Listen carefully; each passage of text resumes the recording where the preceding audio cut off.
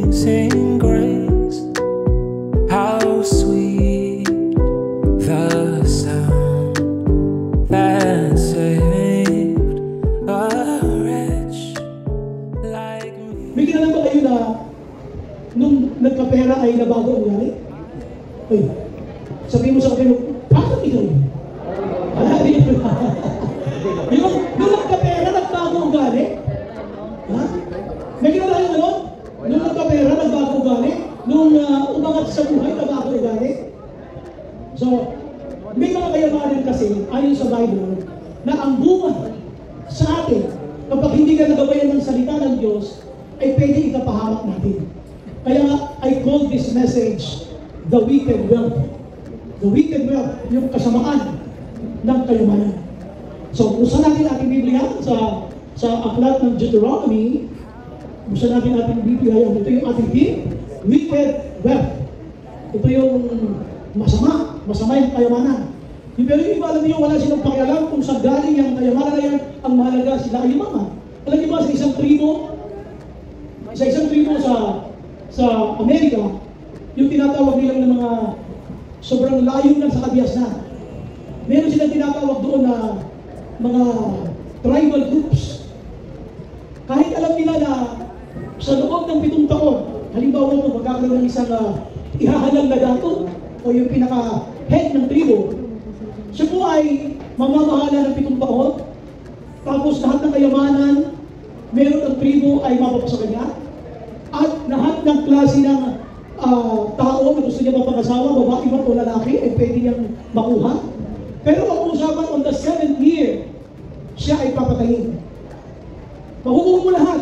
Kayamanan, lahat ng gusto mo, makukuha mo, pero on the 7th year, malinaw, ikaw ay papatayin. Alam di ba na, kahit alam na siya ay papatayin, marami pa rin nag-aagawa sa posisyon na yan, na gusto rin pa rin nilang maranasan yun. Kaya ang tawag natin dito ay wicked wealth. So, ngayong umaga, gusto kong pansinin mo, ang kayamanan ba o mga bagay na inaangkin mo, pinapabasa, ay masasabi mo bang nakabuti sa atin? O ito ay nagdulot ng kasamaan sa atin? Ikaw na dating Kristiyano na madalas manalangin, napagpalaki ka ng Panginoon, nung ang pagpapala ng Diyos sa iyo ay unti-unti lang, nag-pray ka, Lord, pwede bang damihan ko naman yung blessing ko? At nung dumami ang mga blessing mo, napansin mo, parang nagbabago yung ugali mo. Ikaw naman magsasakit. Maging parang ang paglilingkod mo sa Panginoon, nagbago. Pakikitungo mo sa kapwa, nagbago. At yung kasaganaan o kayamanan na meron ka, na dapat ay nakabuti sa iyo, may napansin kang nagbago. So dito, gusto kong isintan nyo, yung Deuteronomy chapter 8, babasahin mo natin. Ito sabi ng Bible, be careful, sabi ng verse 1, Deuteronomy chapter 8, let's start from verse 1. Be careful to follow every command I am giving you today, so that you may live and increase, and may enter and possess the land the Lord promised on all to your ancestors. Ang sinasabi dito ni Moses, kung mabasahin niyo, ay kapag kayo ay nakarating na doon sa sinatawag na Canaan, yung promised land, ang sabi niya dito ay, huwag niyo kalilimutan ang mga utos ng Panginoon na sinasabi ko sa inyo ngayon. Be careful to follow, sabi be careful to follow every command I am giving you today. Wow, ang taas. Today. Pero okay lang yan. Ito yung abot na abot ko. Kasi alam nyo, itong ating TV na 65 inches, temporary lang yan. Papalitan po natin yan ng 100 inches.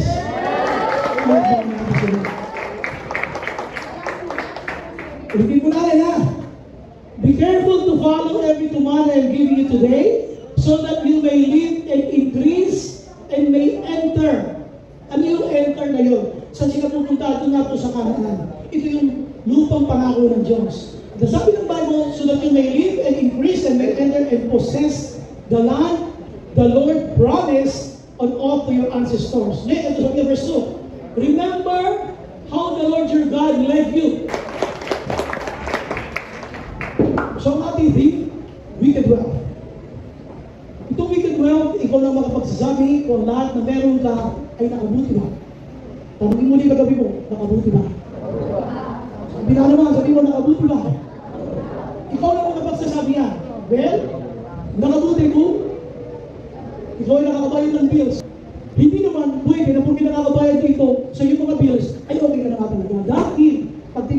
Word of God, may pamantayan siya para masabi, okay, ang mga blessing na nasa atin. Ano ang mapapasin niyo dito sa picture na ito? Sige ha? I need you to use your eyes. How would you describe this? Paano mo ito describe? Ano ang nakikita mo sa kanya? Siya ay makulay, full of colors, colorful. Natumbok nyo. Yun talaga ang layunin bakit ko yan ilalabas. Ang sabi ng Bible, when you have eaten and are satisfied, praise the Lord your God for the good that He has given you. Pero sabi niya, be careful that you do not forget the Lord your God. Ang isang pinagpala, financially, pwede ito ay positionally sa trabaho, pwede namang business-wise, maganda ang negosyo mo, at pagdating sa financial ay medyo mapapasin yung anak na ngayon, tumbara noon, makulay na makulay ang iyong mundo. At lahat ng kulay ng pera nasa wallet mo. Makulay na makulay. Yan ang sobrang makulay ang mundo ng isang ayos ang takbo ng pinansyal. Pero mayroong isang verse na nagsasabi nito na, ingat ka, be careful, that you do not forget the Lord your God. Problema ng isang buhay na Kristiyano na punong-puno ng makulay na pinansyal ay ang makalimutan ng Diyos na pinanggalingan ng lahat. Kaya sabi nga, be careful. Paano naging wicked ang isang wealth when you start forgetting God? Ang isang dahilan kung bakit sinasabi ito ni Moses, ang mga Israelites, every time na sila pinagpapaanan ng Panginoon, nakakalimutan nila si Lord. At pag nakalimutan nila si Lord, dumaras naman sila ng problema, kakapusan, iiyak na naman sila kay Lord. Pero pag pinagpapaanan sila, nakakalimutan nila si Lord, parang ikaw. Sabi mo sa katabi, parang ikaw. Pag pinagpapaanan ka, nakakalimutan mo si Lord. At ito, listen ha, bago mangyari ito, sinasabi ng Bible, bago pa mangyari, sinasabi niya, be careful. Magiging maingat kayo na makalimutan nyo ang ating Panginoon. Sabi niya dito, be careful that you do not forget the Lord your God. So when you have eaten and are satisfied, kapag pinagpala ko na, sabi niya namin, pag pinagpala na kita at kayo ay nakontento sa mga pagpapalang yan, mag-ingat kayo na makakalimutan nyo si Yahweh na pinanggalingan niya. Nakapatid, what brought the blessings that you're telling yourself now, Lord, thank you for the blessing? Did it make you a better Christian? Ito ba ay nagdulot ng pagiging isang mabuting Kristiyano sa iyong buhay? O ito ba ay Kristiyano na mas lalong naglingkod sa Panginoon, mas lalong sumipa dahil pinagpapala ka ni Lord? Kumusta ka na? Ano nangyari sa iyo? Kasi ang sinasabi lang natin dito ay, una-una, do not forget your God. Therefore, the possibility of forgetting God when you are, sabihin natin, in harvest of good things ay very, very possible. Kaya pinapaalala niya na baka makalimutan mo si Lord. At pag nakalimutan mo si Lord, na pinanggalingan ng lahat, that kind of wealth is a wicked wealth. Hindi mo pwede kalimutan ang nagbigay ng lahat ng pagpapala na meron tayo. Hindi mo pwede kalimutan kung saan nagmula, kung ano man ang meron tayo. Kaya sabi niya dito, when you have eaten and are satisfied, sabi niya, praise the Lord your God. Kaya sabi niya, be careful that you do not forget the Lord your God. So, yun yung number one natin, forgetting God. Kapag mayroon nang nararamdaman, paano mo nagsasabi yung forgetting God? You don't care about God's work anymore. You don't care about God's church anymore.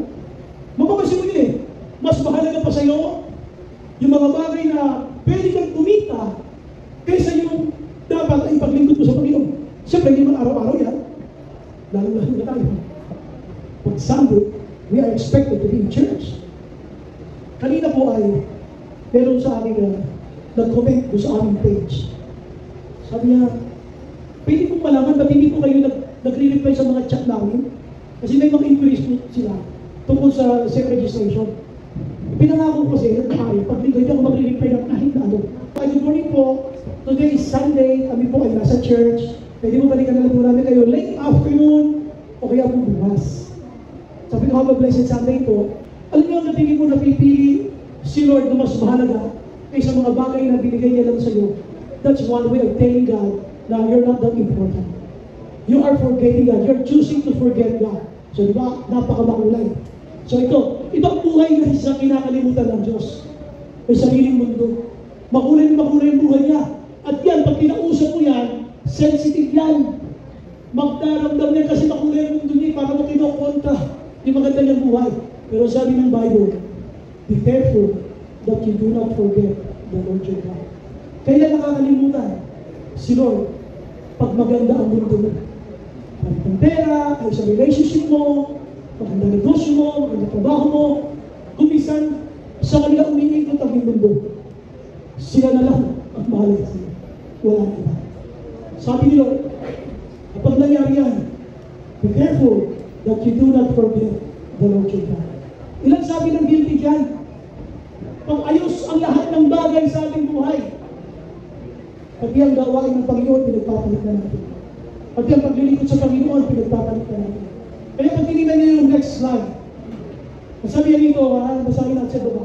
Careful that you do not forget the Lord your God.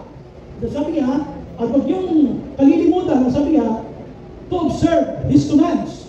Ano ang huwag mong kalilimutan? Yung kanyang mga utos, His commands. Ano pa huwag mong kalilimutan? His laws, yung kanyang mga batas. Ano pa huwag mong kalilimutan? Yung kanyang decrees. Parang sinasabi niya sa panahon natin ngayon, huwag mong kalilimutan ang kanyang Biblia, kaya salita ng Diyos. Pag ikaw ay pinagpapala na. Otherwise, listen, otherwise when you eat and are satisfied, when you build fine houses and settle down, and when your herds and flocks grow large, and your silver and gold increase, and all you have is multiplied. Dumadami ha? 40. Then your heart will become proud. Ito na. Kaya pinoforget mo na si Lord, hindi ka aware, nagiging proud ka na. Nakala mo, you deserve all of this. Hindi mo napapansin, nagiging proud ka na sa harapan ng Diyos, tapos sasabi ng Bible dito, bigla ka ngayon kontrahin. Tandaan mo, yung pinagmamalitahian mo ng Diyos, ay siya ang naglabas sa iyo mula sa pagkakaalipin mo sa Egypto. Then your heart will become proud and you will forget the Lord your God who brought you out of Egypt, out of the land of slavery. Ano sinasabi niya? Kayong mga Israelita, huwag kayong magmalaki kay Yahweh. Sapagkat dati kayong mga alipin, dati kayong wala. Nagkaroon lamang kayo, nung kayo ay kanyang pinagpala. Ang tulad mo rin. Dati ka rin wala. Nung unti-unti sinagot ng Diyos ang mga prayer mo, doon tayo nagkaroon. At kung tayo nagkaroon, doon naman tayo wala.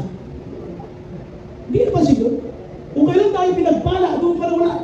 Sabihin mo sa katabi mo, ikaw talaga yun. Kung kailan ka pinagpala, saka ka na wala. Hindi mo tatanggapin doon. Hindi mo tatanggapin na sinabi ni Moses, pero sinasabi na, your heart will become proud. Magiging mapagmalaki ka. Hindi ako nagmamalaki talaga.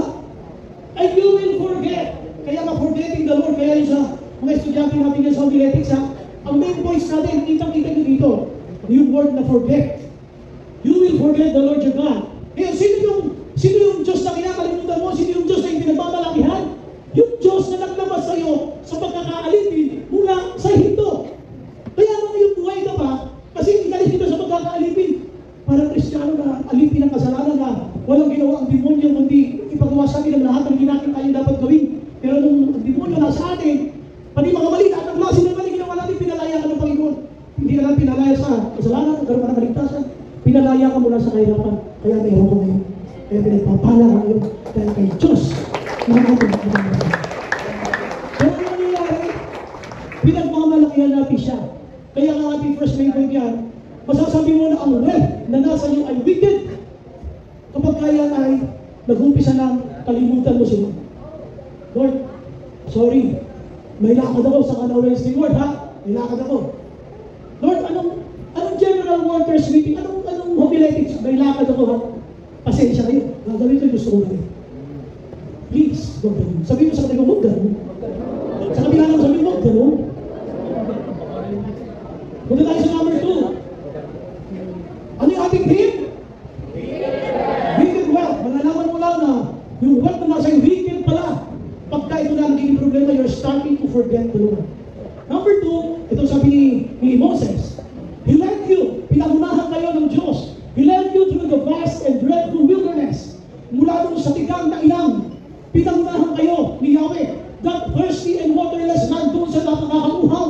Sabi niya, at tigang na lupain na walang tubig.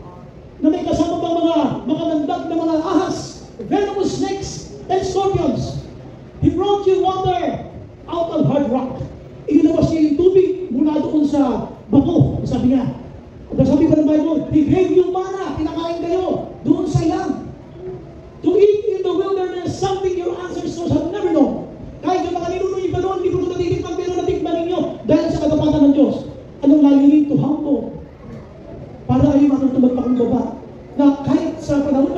ilang, wala akong maaasahan. Dahil ang Diyos ay makapagyarihan, kaya niya magbigay ng ating pangailangan. Kumain sila dyan, para kayo kapag Resulta, maging humble kayo at masubok and test you so that in the end, it will be well with you upang mapaganda kayong buhay. So ano dito yung sinasabi ni Moses? We did well. Number 2, ano yung number 1? Forgetting God. And number 2, forsaking God. Ito ay tinatakwil mo. Pag binasa niyo yung Bible, napakadalas sabihin ni Lord, I am the Lord your God and there is no one beside me. Lagi niyo mababasa yan. Sa Book of Psalms, nasabi yan. Walang ibang Diyos maliban sa akin. Bakit na sinasabi? Ako namang ang naglabas sa inyo mula sa Ehipto. Wala nang iba. Ako nagligtas sa inyo. Pag kung kaninong Diyos-Diyos na kayo malapit. Itinatakwil niyo ako at ibang iyo pinasasalamatan. So dito pag binasa natin, sabi ng Saints 5, you may say to yourself, ano sasabihin mo sa iyong sarili? You may say to yourself, my power. Yan na. Papasok ka na kayo sa skill mo. Papasok na ang credential mo. Papasok na yung galing mo. Sasabihin mo, hindi, kaya naman ako maganda ang sweldo ko, magaling ako, at dahil magaling ako, pinumutan mo. Ganun na sasabihin mo na, you will be proud of yourself.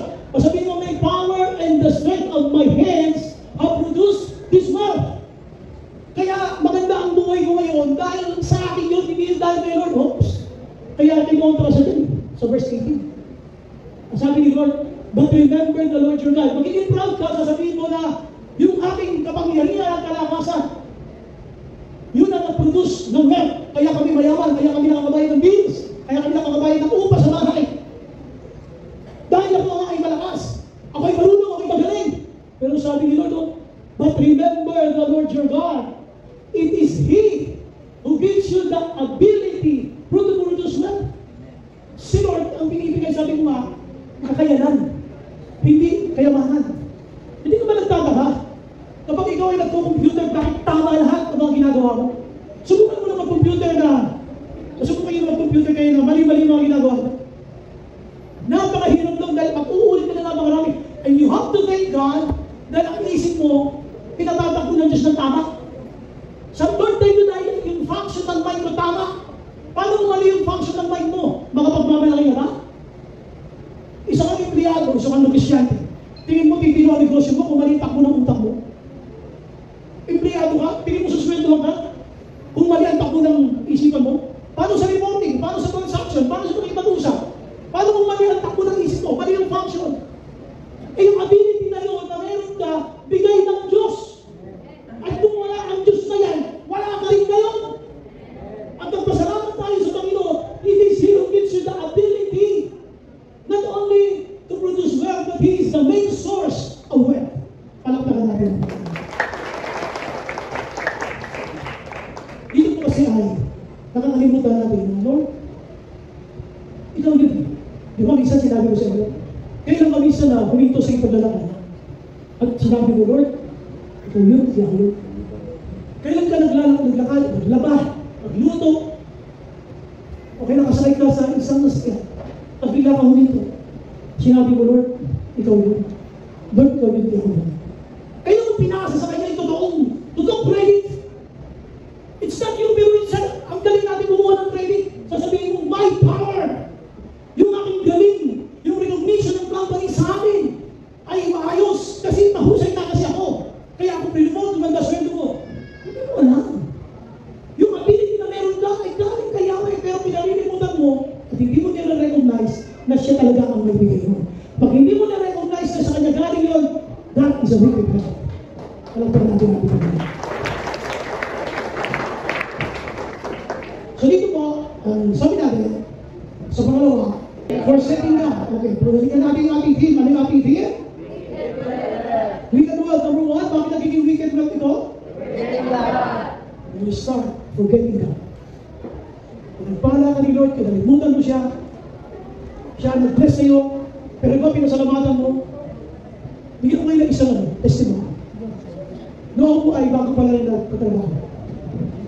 Ang bahay ko namin noon ay sa may kaibigan. Kaibigan. Pag sinabi mo kaibigan, Valenzuela, hindi kilala. Pero pag sinabi mo kaibigan ng Valiches, kilala siya. Pag lagi ko po ng high school dyan sa lugar na yun, napasok ako sa construction. At napasok ako sa construction, yung aking tsuhin ay para lang mapasok sa construction, yung edad ko po dinaya. Pinalabas akong 18 na that time, pero wala pa akong 18. Kaya kung mga taba po ako that time, malaki, kapalipaniwala yung edad kung saan ako. Pagkatapos ng ilang taong construction, sabi ko gusto ko naman magtrabaho sa pabrika. Madalit sa napasok po ako sa pabrika dito sa kay Ramitex. Kung pamilyar ko kayo sa Ramitex Tiles, dito sa may Valenzuela. So yun po yung unang trabaho ko nung ako'y maging Christian. So nung ako po ay nagtatrabaho na dyan, pinasok ako nung kamag-anak namin na kapitan. Sabi niya, pero gusto mo bang magtrabaho?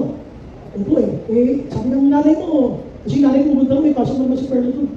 Sabi niya, sige, gagawa tayo ng sulat. Magalit salita, isang supervisor ng isang department sa Granite Textiles ang sinunatan ng aking tsuhin na kapitan. Sumunod siya doon, pinatawag agad ako at nag-exam agad ako mismo sa office ng HR. Pagkatapos ako gumawa ng exam, in-interview, madalit salita, nakapasok ako agad. First 3 months, maayos ang sweldo. Kaya nung ikalimang buwan ko na, sabi nung nagpasok sa akin, hindi po yung kapitan, hindi yung parang backer ko daw sa loob. Oy, magpainom ka. Magsi-6 months ka na. Para ma-regular ka.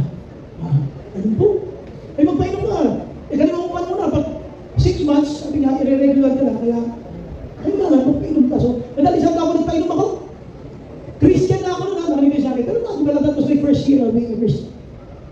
So nagpainom ako, sabi ko, ano bang gagawin ko? Sabi ko sa parang isang gatiwala nito doon sa nagpasok sa amin. Sabi niya, ano yung sweldo ko?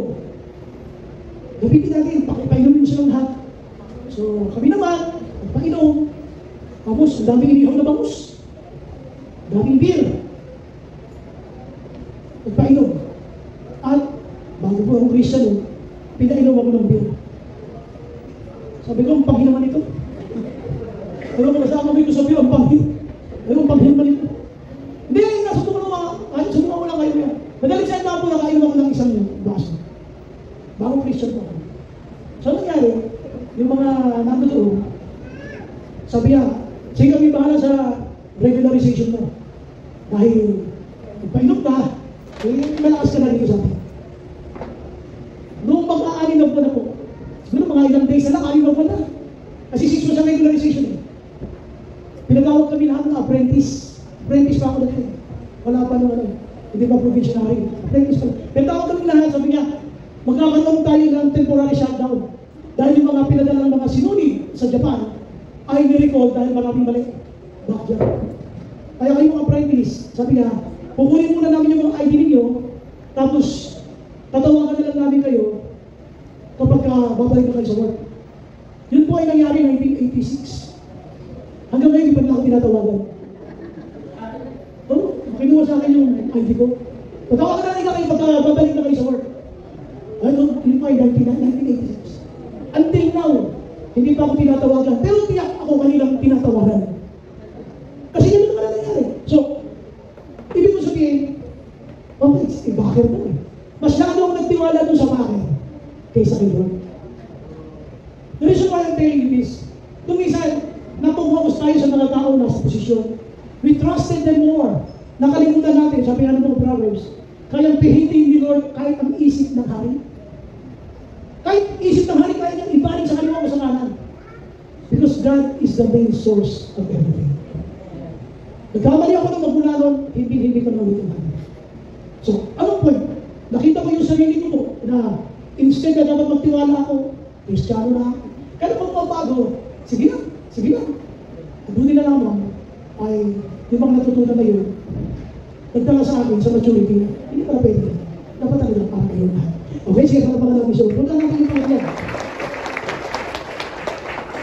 Ang number 3 natin, puntahan natin dito. Yan. Ang sabi ng Bible natin, number 1 natin? Forgetting God. Number 2? Forsaking God.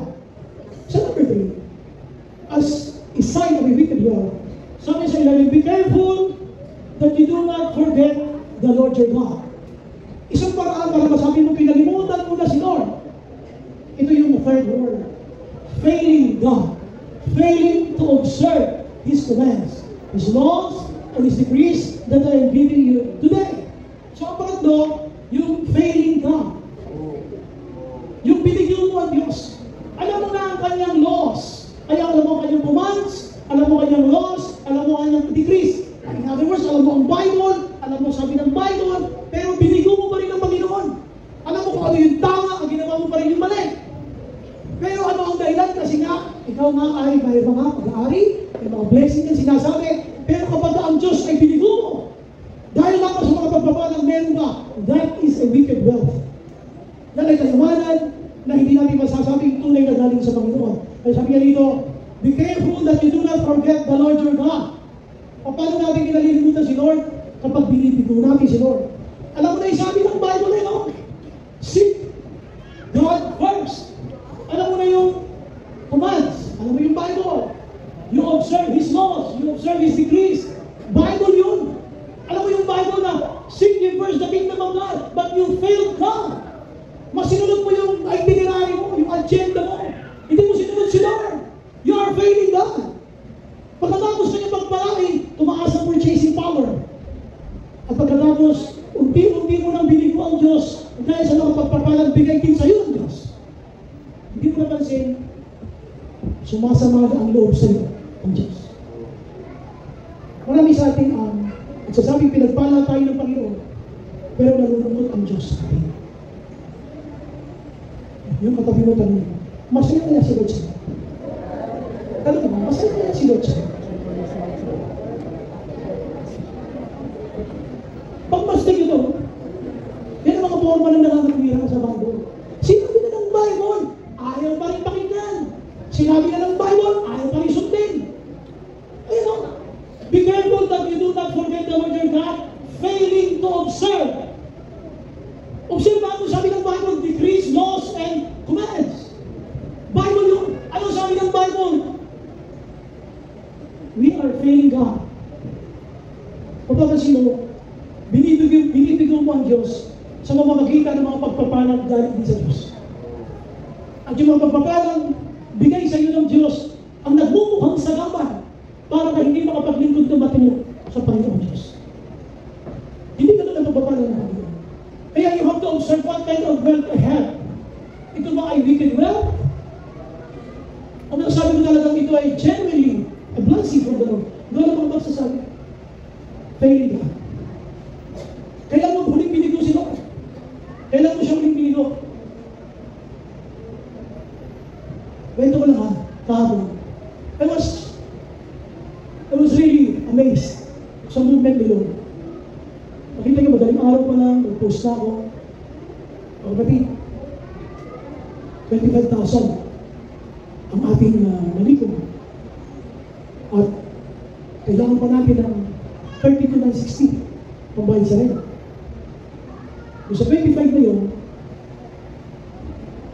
yung 25,000 na yun, ay galing sa ibang kapatid. Isang kapatid na bigay na 2,000, isang nag-pledge, tsaka ng tithes niya. Isa naman, kapatid na rin, nagpera ng 5,000.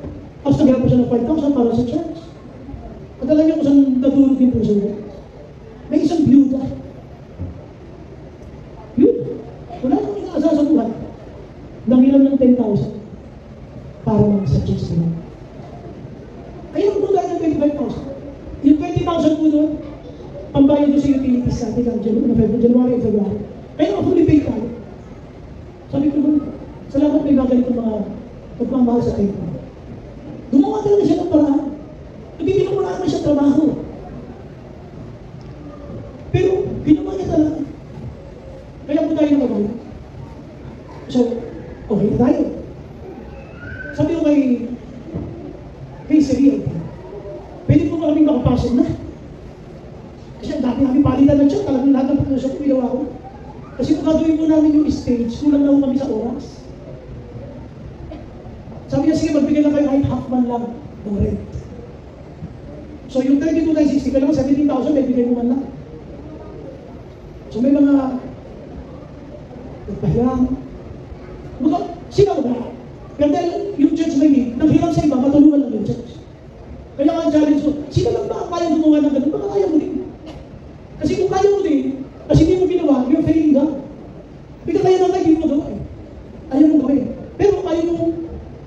mas sumalaki sa mundo.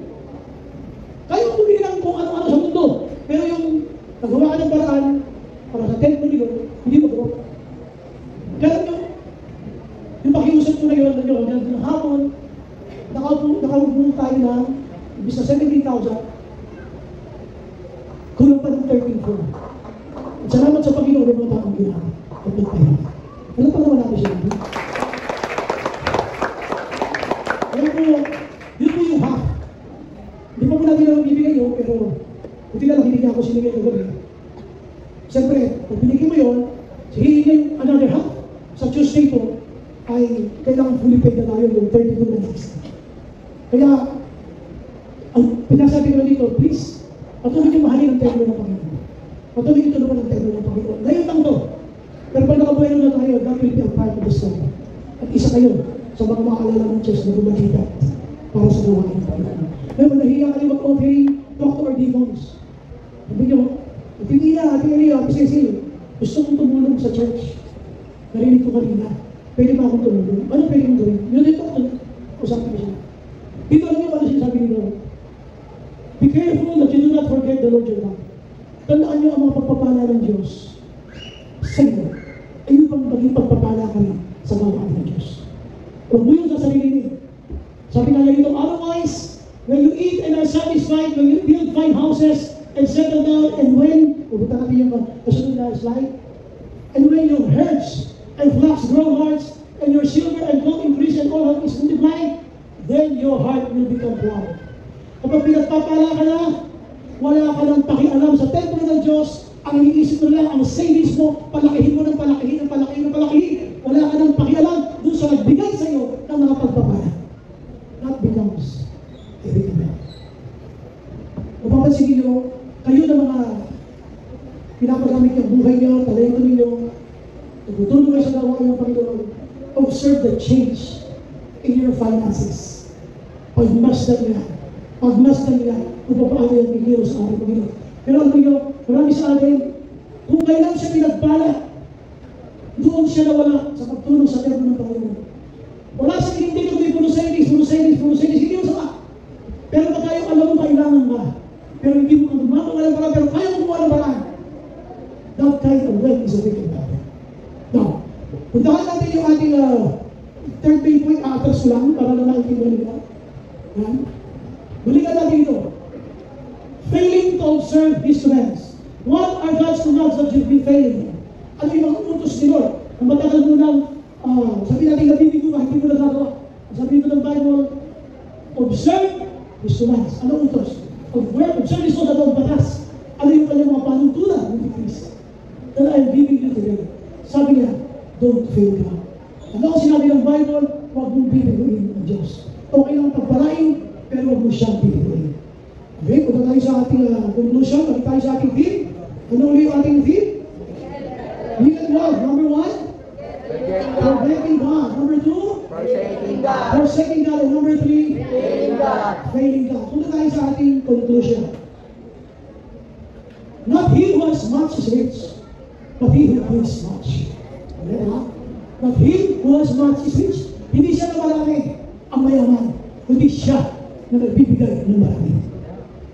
Everything you did for the Lord, everything you've done for the Lord, will even multiply. Lahat na yung ginagawa para sa Panginoon, ay lalo na niya tumumultiply. Tandaan niyo, sinabi ng Bible, maging angkot ng pinala sa kanya, kung di siya magtatapat at nukunin pa. Pero yung siya na nagtatapat, ay lalo pa niya ang papalaki. Amen.